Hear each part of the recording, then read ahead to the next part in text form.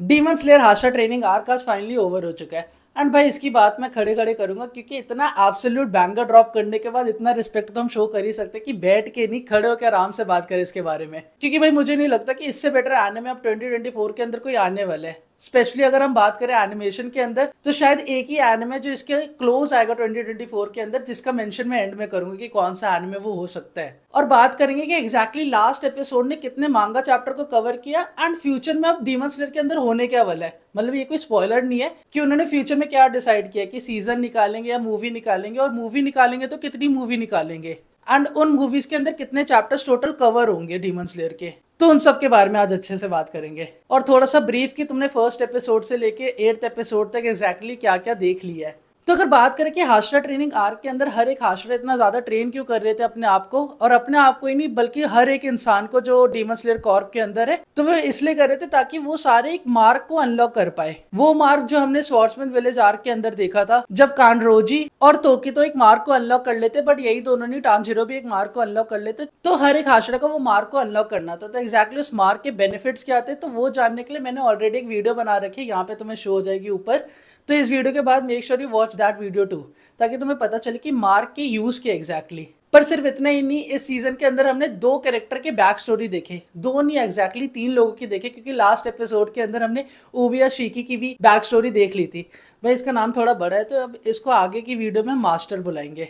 तो सबसे पहले अगर हम बात करें तो हमने गियो की बैक स्टोरी देखी थी कि एग्जैक्टली वो जो कपड़ा भी पहनते हैं वो एक रिमेम्बरेंस है किसी लोगों के लिए, तो वो तो तुम्हें याद ही होगा। उसके बाद हमने हीमे जीमा की भी बैक स्टोरी देखी, जिसके पास्ट को देखने के बाद हमें इतना रियलाइज हो गया कि भाई बच्चे तो क्या ही बोलूँ मैं। पर सिर्फ इतना ही नहीं, हमें ये भी पता चला कि उबना एग्रो के दिल में किसी के लिए फीलिंग्स है और वो है कानरोची।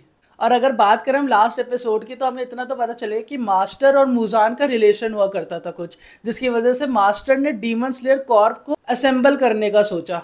तो उनकी स्टोरी की बात कर लेती कि उन दोनों का रिलेशन एग्जैक्टली था क्या। तो मूजान और मास्टर एक दूसरे के ब्लड रिलेटेड है, बट इतने भी क्लोज नहीं है क्योंकि मूजान 1000 साल पहले पैदा हुआ था। बट उसके पैदा होने के बाद जो मास्टर की ब्लड लाइन थी, जो उसकी जनरेशन थी, उसको काफी ज्यादा इफेक्ट हो रहा था, क्योंकि उसकी जनरेशन में कोई भी अगर नया बच्चा पैदा हो रहा था तो वो सारे जल्दी से जल्दी मर रहे थे। और ये सब कुछ इसलिए हो रहा था क्योंकि वो जब एक प्रीस्ट के पास गए थे तो उन्होंने बताया कि तुम्हारे ब्लड लाइन में बहुत साल पहले, 1000 साल पहले एक डीमन पैदा हुआ था जिसका कर्स है तुम्हारी फैमिली के ऊपर एग्जैक्टली। और वो कर्स तभी हट सकता है जब तुम उस डीमन को मार दोगे। इसलिए मास्टर डिसाइड करते कि वो एक डीमन स्लेयर आर्मी को असेंबल करेंगे ताकि वो मुजान को मार पाए। एंड मास्टर खुद इसलिए नहीं मार सकते क्योंकि उनके फैमिली के ऊपर कर्स था, एंड मास्टर ही सिर्फ एक लौते इंसान थे जो इतने साल तक जिंदा थे, क्योंकि ये माना जाता था कि उनकी फैमिली में जितने भी लोग थे वो 30 ईयर्स तक की एज पे मर जाते थे। एंड वो 30 ईयर्स तक भी इसलिए जिंदा रह पाते थे क्योंकि अगर उन लोगों ने शादी कर ली थी एक प्रीस्ट की डॉटर के साथ, तभी अगर वो प्रीस्ट की डॉटर के साथ शादी नहीं करते तो इतने साल भी जिंदा नहीं रहते। तो मास्टर ने डिसाइड किया कि वो डीमन स्लेयर आर्मी को असेंबल करेंगे ताकि वो मार पाए। एंड एट द एंड हमने देख ही लिया था कि उनका जो प्लान था वो एग्जैक्टली सक्सेसफुल हो रहा है। बट भाई मूजान काफी ज्यादा खतरनाक है, एंड मूजान को जो टाइटल मिला है डीमन किंग का वो एग्जैक्टली उसके ऊपर सूट करते हैं, क्योंकि मूजान हर एक डीमन की तरह नहीं है। क्योंकि हमने हर एक डीमन को देखा है कि अगर उसको मारते रहो, उसको मारते रहो, बहुत मारते रहो, वो रीजनरेट करते रहेंगे, बट अगर उनका गला काट दो तो उनकी स्टोरी खत्म हो जाएगी। बट ऐसा मूजान के साथ नहीं है। मूजान को अगर तुम्हें मारना है तो तुम्हें उसको सनलाइट के अंदर ले ही जाना पड़ेगा, जो एग्जैक्टली बहुत ज्यादा मुश्किल है, क्योंकि मूजान को ड्रैग करना या जबरदस्ती ले जाना सन के सामने ये कोई आसान बात नहीं है।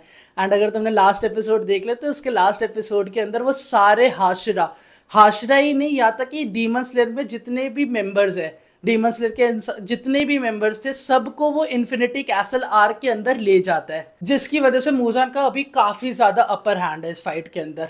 बट ये सीजन तो हमें देखने के लिए नहीं मिला, बट डीमन स्लेयर ने डिसाइड किया कि वो हमारे लिए अब कोई सीजन नहीं निकालने वाले। बट इससे पहले मैं इसके बारे में और बात करूँ, सीजन 4 के 7th एपिसोड के अंदर तुमने देखा था कि अचानक से जेनित्सु की पर्सनैलिटी चेंज हो गई थी एक लेटर को पढ़ के। तो मैं उस लेटर का ना बस एक पॉइंट तुम्हें बताता हूँ कि एग्जैक्टली इतनी ज्यादा चेंज क्यों हो गई थी उसकी पर्सनैलिटी।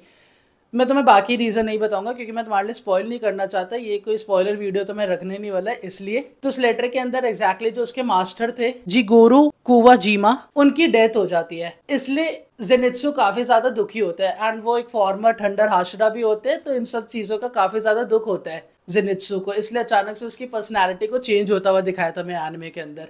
बट इसके बारे में तुम डिटेल्स में आगे के एपिसोड के अंदर देखने वाले हो, एपिसोड नहीं मूवीज के अंदर एग्जैक्टली क्योंकि डीमन स्लेयर ने डिसाइड किया कि वो अब कोई सीजन नहीं निकालने वाले, अब वो 3 मूवी निकालेंगे डीमन स्लेयर की। एंड ये कोई पहले की मूवी की तरह नहीं होने वाली जो एपिसोड सीजन 1 का फर्स्ट एपिसोड वो हॉल में चला देते थे, उसके बाद सारा एपिसोड नेटफ्लिक्स पे आ रहा है, ऐसा कुछ नहीं होने वाला। ये एक्चुअली एक प्रॉपर मूवी होने वाली है, जैसे म्यूगन ट्रेन आई थी वैसी अब 3 मूवी आने वाली है डीमन स्लेयर की फ्यूचर के अंदर।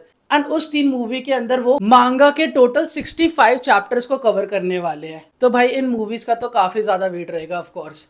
एंड जो लास्ट एपिसोड था डीमन स्लेयर का उसने मांगा के 3 चैप्टर्स को कवर किए थे। तो अब भाई मूवी शायद 2 घंटे या 2.5 घंटे की तो होने वाली है, हर एक मूवी 2 घंटे से ऊपर की होने वाली है डेफिनेटली, क्योंकि अगर 65 चैप्टर्स उनको कवर करने तो उससे छोटी मूवी तो नहीं बनती। एंड डीमन स्लेयर एक ऐसा एनिमे जो मांगा का हर एक पैनल को कवर करता है, हर एक डायलॉग को कवर करता है, कुछ ऐसे स्किप वगैरह नहीं करता।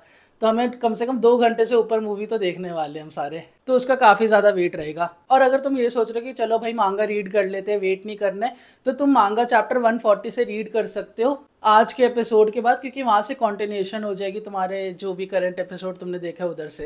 एंड हाँ ऑफ कोर्स जो मैंने स्टार्टिंग में कहा था कि एक एनिमे जो बहुत क्लोज आएगा एनिमेशन में डीमन स्लेयर के, वो है ब्लीच का पार्ट 3, क्योंकि मेरे को लग रहा है कि भाई ब्लीच का पार्ट 3 की जो एनिमेशन होगी वो एकदम क्लोज कॉल जो होता है ना भाई, एकदम क्लोज वो होगा डीमन स्लेयर का।